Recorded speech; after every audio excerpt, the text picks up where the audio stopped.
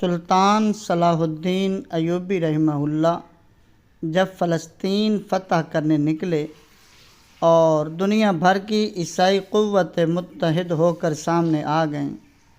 سلطان کے مشیروں نے مشورہ دیا کہ ابھی حملہ نہ کیا جائے،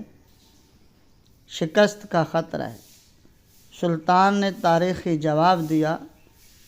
یہی تو سب سے بہترین وقت ہے انہیں اکٹھے تباہ کرنے کا، ورنہ ایک ایک کو میں کہاں تلاش کرتا پھروں گا۔ سبحان اللہ، یہی تاریخ ہے ہمارے اکابرین ملت کی اور مجاہدین اسلام و دین کی، کہ ساری زندگی فتوحات کا جذبہ لیے دل میں پھرتے، نہ رات کو چین کی نیند آتی،